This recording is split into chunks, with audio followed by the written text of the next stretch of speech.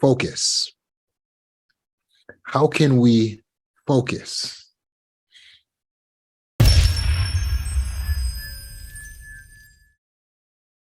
So if you've ever had the experience of feeling like you lack focus, you may have at times felt even desperate to find a answer or a solution to how you can focus more. You may have even gone as far as to go to doctors and explain to them, I just can't seem to focus. My brain just can't seem to pay attention to what it is I want to put my mind on. And as a result, you begin to feel like it's affecting your potential. It's affecting your ability to succeed, to reach your goals. And so you ask a doctor for help with focus, and you may have been given the diagnosis ADHD, which is attention deficit or hyperactivity disorder. And so upon getting a diagnosis like that, it could feel like, well, this is it. Finally, I have answers for something I've wondered about for so long because I've been struggling with this since I was a kid. And now I finally know what it is. And you go down the rabbit hole and you're researching and you're finding all these other people who have had the same experience and who have struggled with focus. And it's like you're not alone finally. And then so you ask the doctor, now, how do we solve this? And they say, well, there is no cure. And then you feel bad again. But they say you can manage it utilizing these methamphetamines or whatever drugs that we have at the time on the market, and for however much money, you can take these drugs and you'll feel like you're on speed. And so you take them and that's how you feel. You feel great. They're so helpful. They help you to focus, give you a clarity you never had before. But over time, you start to learn it's not totally sustainable. It's very costly financially. And some of the drugs that are prescribed are habit forming. But most importantly, even if you choose to utilize them, it doesn't actually cure the illness. It is not a cure. It's something to help you to manage what you're dealing with, your lack of focus. Now, coincidentally, over here in the trauma field, all of the survivors just about of complex trauma also have all of the symptoms of ADHD or many of them. And so there's definitely some type of correlation between the trauma and the lack of focus, and that would make sense because someone who is traumatized has a change in the brain so that their brain is more enlarged in the amygdala and shrunken in the hippocampus and in the cerebral cortex, which means that it's going to be harder for them to stay on track, to control their emotions, to remain calm, to be logical, and to have executive function. And so again, this issue of focus comes into play, whether you've been diagnosed with ADHD or not, whether you have CPTSD or not. People are struggling to focus. And further, we live in a world that is full of distractions. So how do we stay focused in our life, on our goals? How do we stay focused during the day, at work, at home, on our homework? How do we stay focused on getting our tasks done, what we have to do, on accomplishing our goals, on being who we really are and fulfilling our potential? How do we stay focused? Well, that's what I'm going to be talking to you about today. And I'm going to show you exactly what you can do and what natural techniques you can use to assist you in your quest to stay focused, to be focused, to remain with your laser vision, right? So the ability to focus is your ability to flush out distractions, right? And to keep a target or an aim in mind, in view, to flush out the distractions. In fact, it's synonymous with concentration, right? Now, concentration comes up in the food industry as well, because you can go to the store and you can buy a concentrated juice. If you get a concentrated juice, And you just get this can. And you take the can, you open it up, and it's just got all the sugar and all the fruit concentrated down with no water or very little water. And so you take that, you plop it into a large pitcher, and then you fill that pitcher with water. And then what happens? You mix in that concentrate, and then it expands into a juice. What made it concentrate is it was no longer diluted with water. When you are concentrated, you are no longer distracted with what is superfluous, with what is not necessary. There is no dilution to you and what you are doing. When you are concentrated, when you are focused, you have your eye fixed on your objective. Keep your eye on the prize. So there's two types of focus: macro focus and micro focus. Two types of focus. So you have macro focus and micro focus. So as it sounds, macro focus is your focus, your ability to stay locked into the big stuff. And your micro focus is your ability to just focus in the moment on the little things, the little tasks, right? Now probably you might be saying, I have trouble with both of these. And some of us are saying, well, this is one of them. Like I can keep on the big stuff, but it's hard for me to focus day to day on the little things. So I'm going to show you how to solve micro focus and macro focus. So at any level where you're having trouble with focus, after today, you're going to have tools and techniques that you can use to keep your eye on the prize, to stay locked in to what it is exactly you are doing. Now, we have to understand what exactly macro focus is, right? This is that big overall ability to focus on the big overall purpose, objectives, life goals. That's your macro focus. Many people struggle with having macro focus in their lives, especially trauma survivors. They feel like year after year goes by and they don't accomplish anything for themselves. They spent all of their time caring for children, caring for parents, caring for responsibilities, their homework assignments, their schooling. They were caring for what their tasks were at work. They were pleasing people. They were pleasing their boss, pleasing their mom, pleasing their dad. They were achieving, but they don't feel successful because what they were achieving was just a means of survival. It was a way to stay alive, to keep their head above water. It was a way to not be abandoned and rejected. It was driven by their fears instead of driven by their dreams. They feel like they don't have control in their lives. So they lack that macro focus. How do we fix it? Understand that your lack of being able to focus is coming down to two main things. Pain and pleasure. If you're having trouble focusing, there's two main things that are throwing you off, and it's pain and pleasure.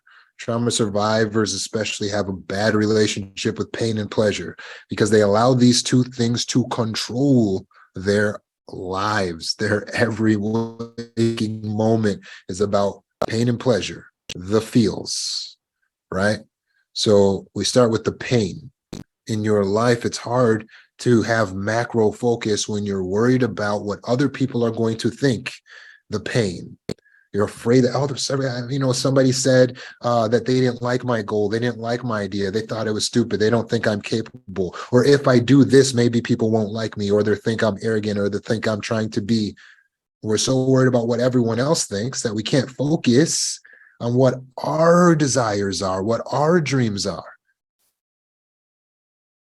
And we get lost in the sauce. Quite literally, we can feel like we've lost ourselves due to our inability to have macro focus.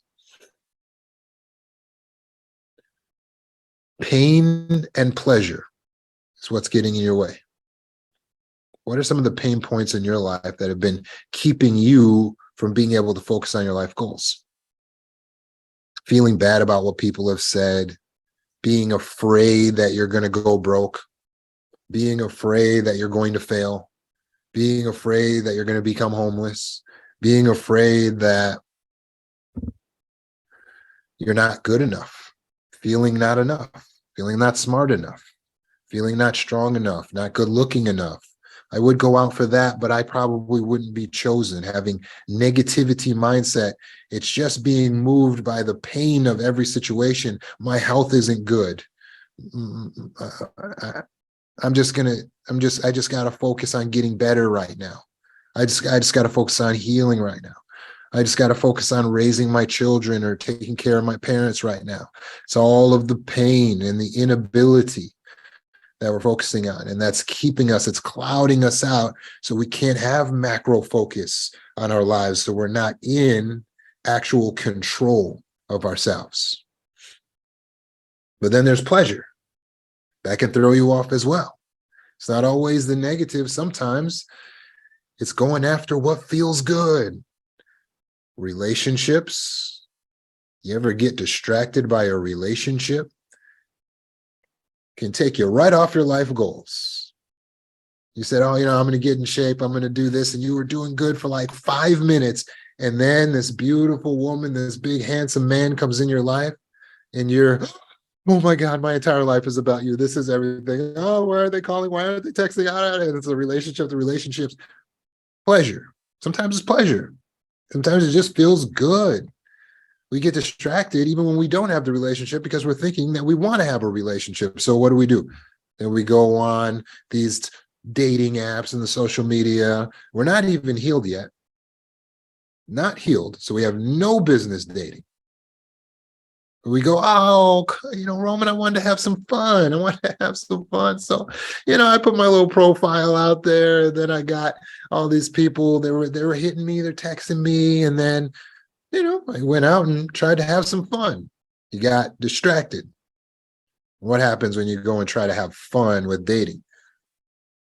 You can break someone's heart or break your own heart, or you can feel used and abused and worthless and hurt because you're either not getting selected on the app, so that means you're worthless, or you are getting selected, but you don't like the people that like you.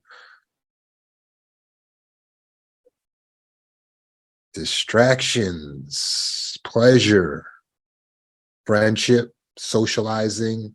My friends are going here. My friends are going there. They got this thing going on. They got that thing. It's the ski trip and the parties, especially when you're in college and you're surrounded by a bunch of youths that are your same age, but they're also adults. So you're just in this weird in between. Distractions, and then addiction, drug addiction, alcohol addiction, video game addiction. Pleasures can keep us off, can take us off track from having macro focus in our lives. Taking care of extended family. I want to care for my parents. My family is everything to me. My family is my everything. So I just take care of my parents. And then what happens? 10 years go by and you look back and you go, oh my gosh, this is horrible. I have nothing to show for my life. It's just gone. It's just like that. I feel awful. You know what's worse? All those people you were taking care of, all that extended family that you thought was your everything, they go, you haven't accomplished anything. Wow. It's like that? Yeah, it's like that. It's like that. It's your responsibility to care for you and yourself. It's not your family's responsibility to fulfill your purpose in life. Your purpose is not fulfilled by having a spouse, although it may feel that way. Children are not the fulfillment of your life's purpose, although it may seem that way. We may have been raised to think that way, but children are a beautiful gift. Having a spouse is a privilege, but these things are not your whole purpose in life. They just become your responsibilities. Getting your responsibilities done is the bare minimum. So how do we have the macro focus to actually be able to accomplish things, to have legacy work, something to look back on that we can be proud of? I'll give you 2 words: love and purpose. You are to be guided by those 2 things. When you're guided by pain and pleasure, you get lost. And years go by and you don't know what happened. If you want to get in control, if you want to be optimized as a human being, you must utilize your functions the way they are meant to be used. You must utilize your resources the way they are meant to be used, in love and purpose. First, you have to identify your purpose. How do you identify a purpose? I don't have any purpose. I don't know what my purpose is. Every human can be driven by purpose. The word sounds it sounds extreme, it sounds grandiose. We feel like, our purpose? I mean, is this something I need to travel out to Mount Sinai and wait for a sign from the heavens to tell me where I'm supposed to go and what I'm supposed to do? Is that what I'm looking for? A purpose? A purpose is just a big word for objective, which is a big word for goals. When I tell you that you need a purpose, I just mean you need goals. That's all. Now, the high achievers hate when I say that, because the high achievers spent their entire life accomplishing goals, because they were going to school and then they went to get another degree and another degree, and they were doing all that. Now they're doctors and lawyers and they have all these degrees behind their name, but they're always just doing that out of fear, out of basic survival, out of trying to please others. They were never actually achieving their own dreams. So now I come along and I tell them, well, you're going to need goals, you're going to need purpose. And they go, no, not this again. I'm tired of working hard and achieving for everybody else all the time.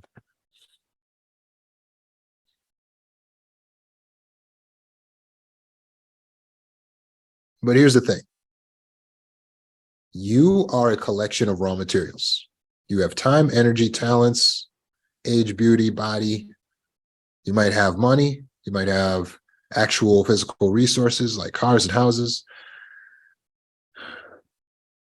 And now you might have talents and abilities, but all of these resources are for naught. They are a waste on you if you don't use them for something. So the question is not, what is the purpose of my life? The question is, what purpose will I assign my life? Because just like if I hand you a piece of wood, it's raw materials. It's what will you do with the wood, not what is the purpose of the wood. That makes sense. So you're not searching for a purpose. You must determine a purpose. You must choose a purpose. Well, I don't know what I want to do with my raw materials. That's okay, but pick something. That's all. Just pick something. So what we're going to do now is we're going to go out of our emotional brain, out of the pain and pleasure seeking. We're going to get into our logical brain, the brain that we would use to parent our children, right? And we're going to think logically the way we think at work. And we're just going to make some executive decisions. We're going to say, okay, I'm looking at everything I have. And now to determine a purpose, you need to look at what is something that is loving, because we're driven by love, both to ourselves and others. See, when you were going for the doctorate and all the and the MBA and all that, you weren't focused on what was really loving for yourself. You really probably weren't even looking at what's loving for others. You were just fear-driven, trying to please and achieve. Now you need to stop and ask yourself, what is really loving for me? What would really make me feel a small sense of fulfillment 5-10 years from now? Let's think 10-20 years into the future. I'm going to be looking back. What do I want to look back on? You want to look for something that you can feel proud of, and you want to look for something that's going to be a good use of your resources. It needs to be loving for both you and others, something that you can look back and be proud on, and be a good use of your resources and abilities. Loving, something you can be proud of, good use of resources and abilities. That's it. Make a choice. Just pick something. Look at the available options and make a choice. It's really that simple. It's not that profound. You could say, well, I would like to set up a nonprofit organization. Cool. I would like to set up a community center. Cool. I would like to start a book club. Cool. That's fine. But create some goals. They're going to include your basic responsibilities, like I want to heal from my trauma. Good. It's going to include the fact that you want to raise your children. Good. And provide for your family. Good. But we need an objective, something we're going to create that doesn't already exist, not just fulfilling the responsibilities. We got to get out of that just responsibility mindset and get into enlightenment, where we realize personal power. We have the ability to create a superior reality to where we already live.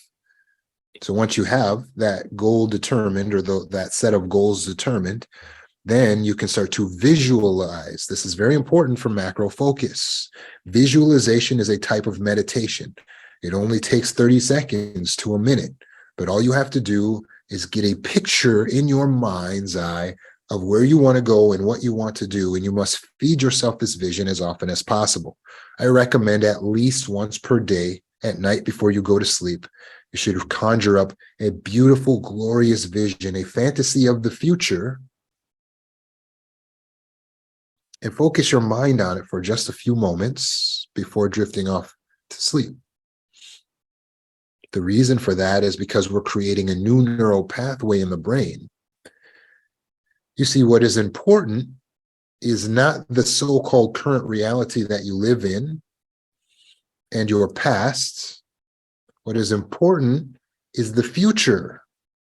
We create the future. We are writers of our future. We are benders of reality. So to be driven by purpose, you must bend reality with love into something that's going to be beneficial, to your favor, something that's going to be better for both you and others on this earth. And then you can have your macro focus because you now know where you're trying to go.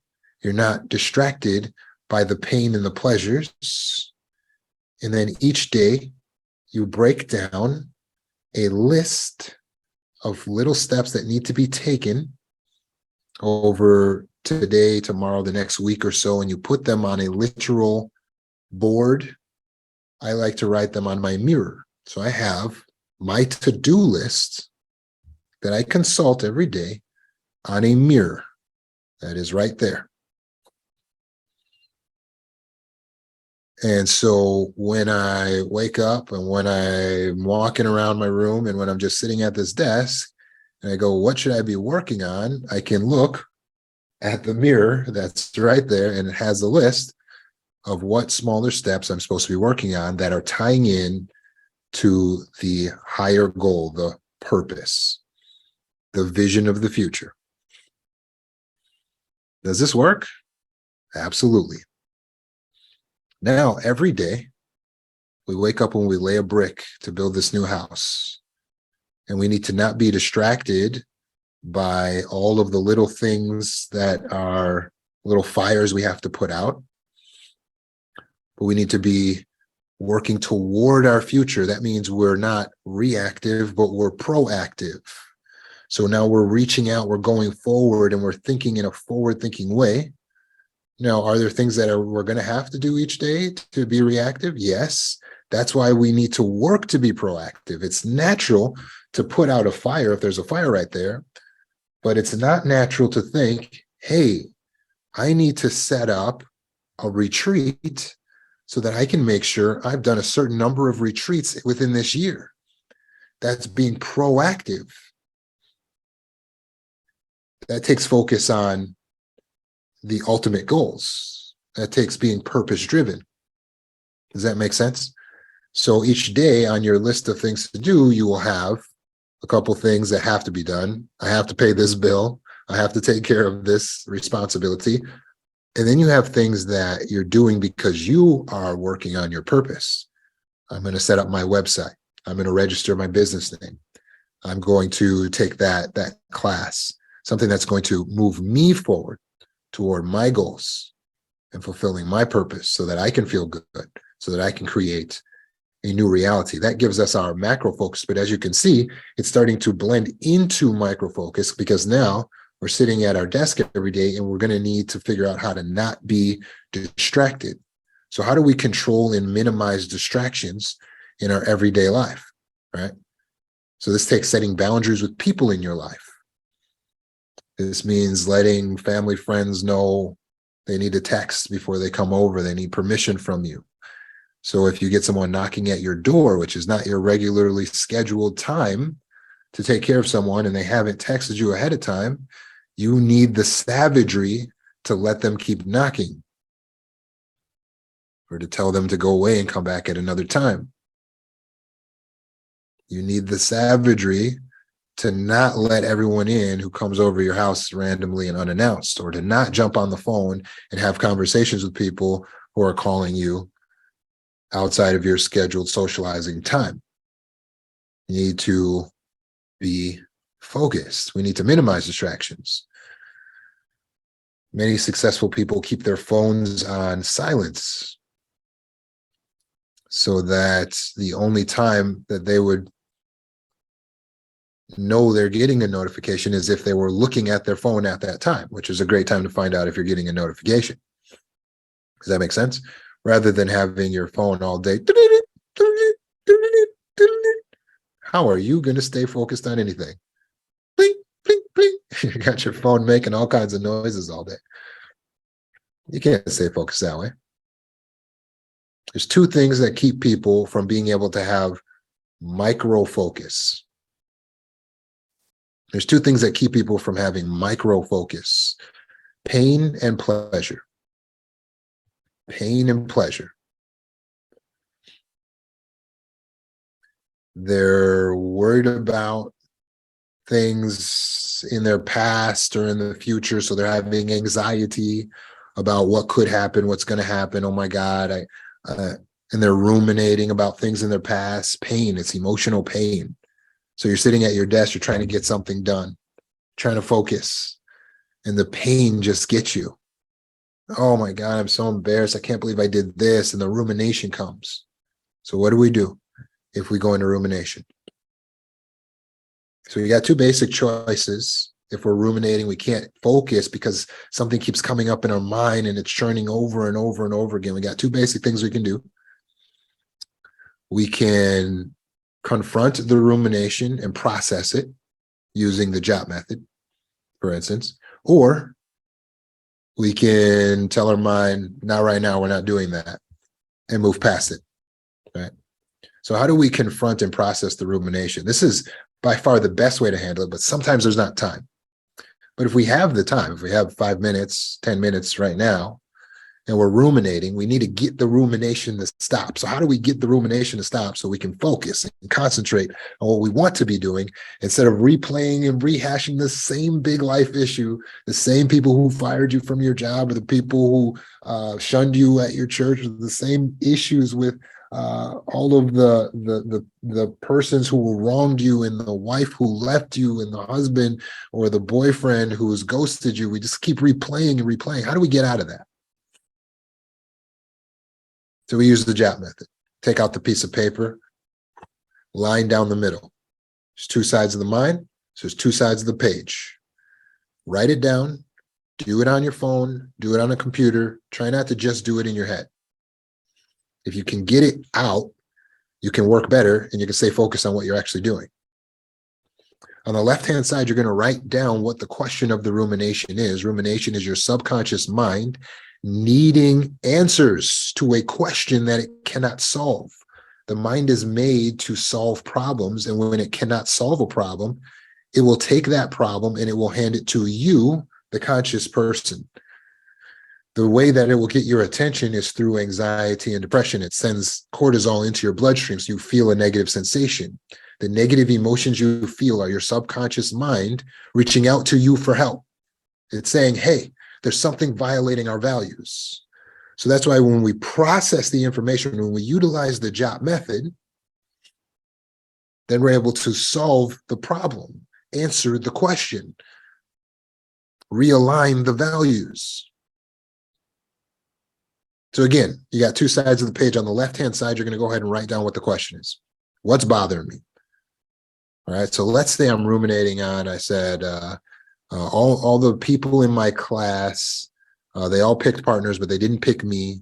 And I think that's probably because I answered 3 questions wrong when we were doing group discussion. So you write down on your page, I'm being socially isolated and it's bothering me.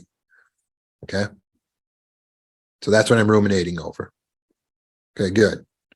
So I have that written on the left-hand side of my page. Now, what I need to do is stop, drop, and roll on this. I've stopped and I've written it down. Now I need to drop and I go deeper. What do I ask myself to go deeper? Why is this bothering me? Why does that scare me so much? Why is this so important to me? Those questions. So I ask myself, why is this so important to me? Why does this bother me so much? And then I allow the subconscious answer to manifest.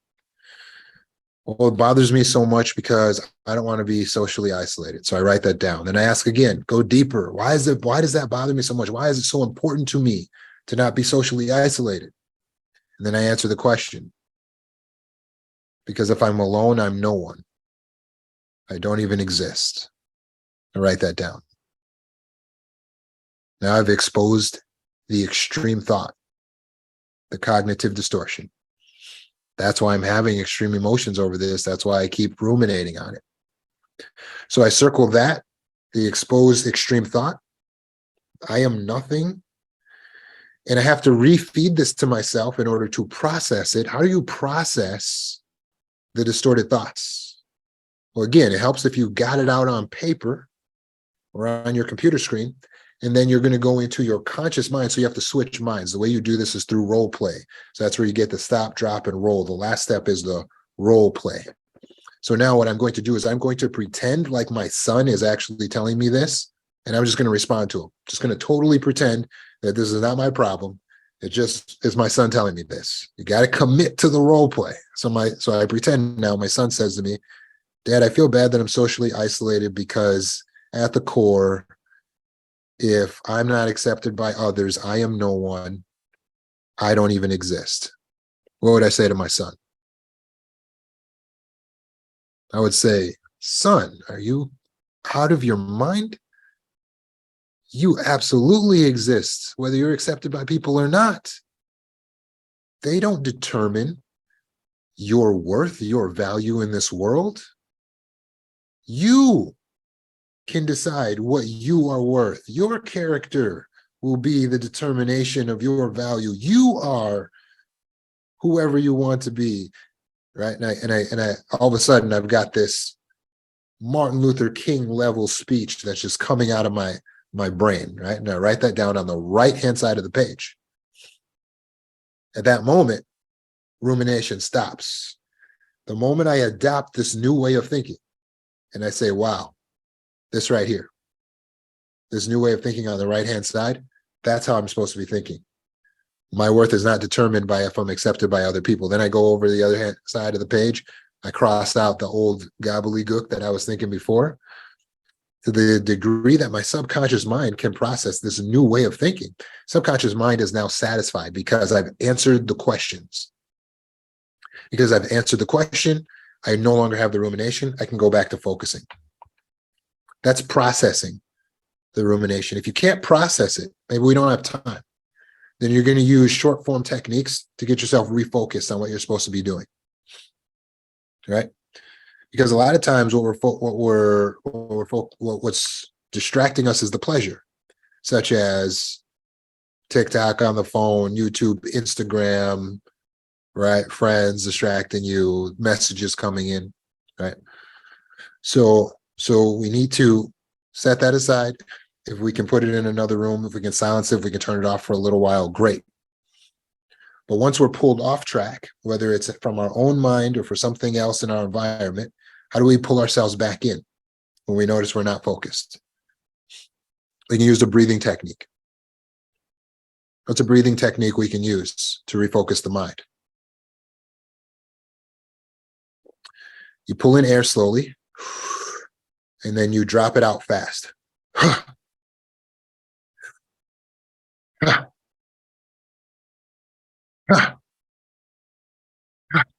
Like that.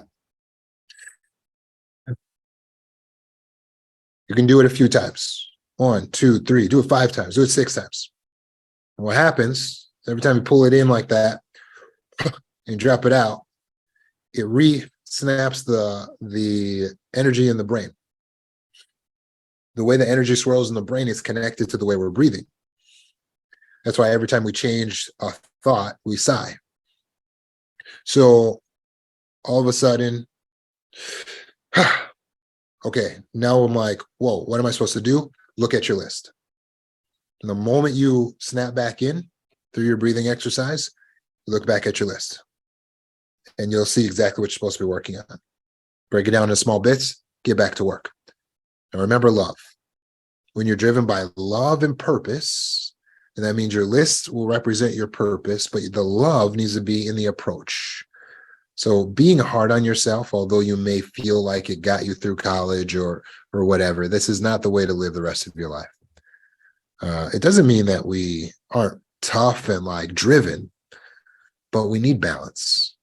So be loving to yourself.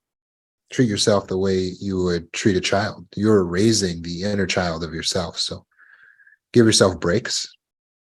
Give yourself time for the distractions, the things that you like to do. You like reading the magazines, looking at catalogs.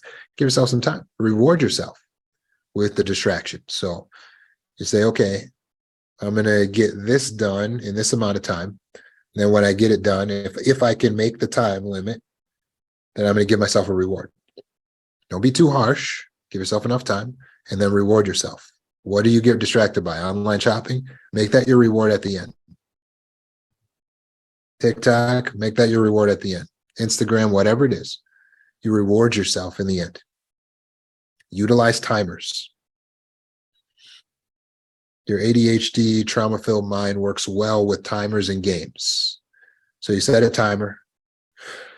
Okay, what do I need to do? Look at my list. Okay, this is what I got to do. Set a timer. I think that'll take me 15 minutes. I'll give myself 17 minutes. If I get that done, I get to drink a coffee. Or if I get that done, then I can do a little online shopping.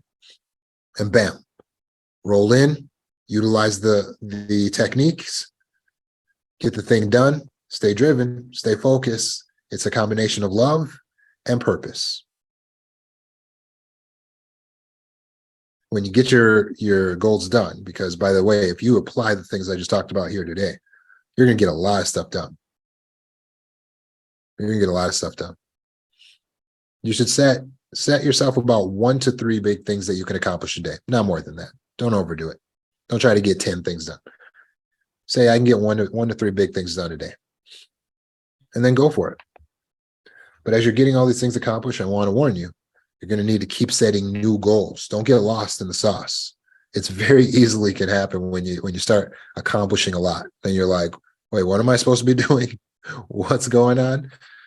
And you can get lost again. So bring yourself back out to macro focus and keep redefining your purpose on a regular basis. Every week, if you have to, every day, redefine your purpose because you're growing. You're growing in knowledge. You're growing in wisdom. You're growing in love. You're growing in maturity. You're healing.